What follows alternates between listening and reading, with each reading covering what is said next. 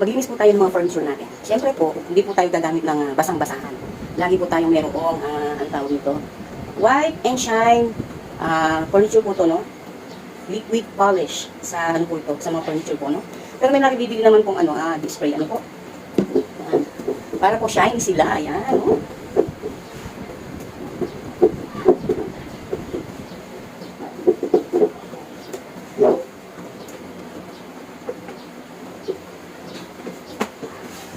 Very shiny. At ayan po, mag-start na po tayong magpunas ng ating mga upuan. Ano po, syempre po gumagamit po ako ng liquid, ano po yun, furniture polish para po hindi po magasgas ang ating pong mga upuan. Gumamit po tayo ng malambot na tela, ano po, at wag po tayong gumamit ng basang-basahan kasi po pwede pong mamuti ang ating pong mga upuan, ano po. Sayang naman po yung varnish nila. At dapat po talaga linisin po natin yan, lahat po ng sulok, punasan po natin para po makita po yung ganda ng ating mga upuan. Ano po, wag po tayong gagamit ng basang-basahan at magagaspang po na basahan, no? At para po panatilihing maganda ang kinis po ng ating mga upuan. Ayan po.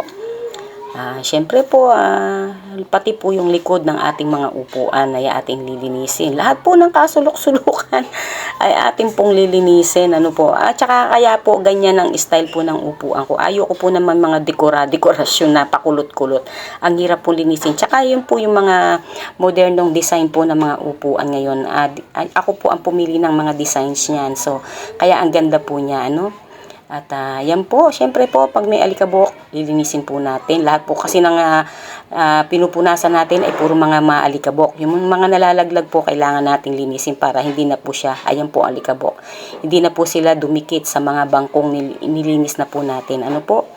Ayan, at tatandaan po natin pag naglilinis po tayo, syempre po, pag may mga electrical po ay kailangan i-unplug po natin. Ayan, bago po natin linisin lahat. Ayan po, dahan-dahan po ang punas sa ating pong mga electrical, yung pong mga ating pong gamit na dikuryente. Ano po, linisin po natin, punasan po natin ng dahan-dahan. Ayan po. Linisin syempre yung mga nalalaglag na mga dumi po. Talaga po napakarumi pagka hindi po natin inisa-isa ang ating paglilinis po. Ano? Ayan. Linis ng TV. Hindi daw bagay siya sa upuan na yan. Pero antik po ang upuan na yan, kaya hindi ko inaalis dyan. Sayang po. Ano? Ang ganda po niyan eh. Para siyang antik. Ayan po, malinis na po sila. Ayan. Very shiny na po sila. Ayan. Ayan. Malinis na po ang ating mga furniture. Ayan. Ayan po ang ating mga furniture. Malinis na po sila.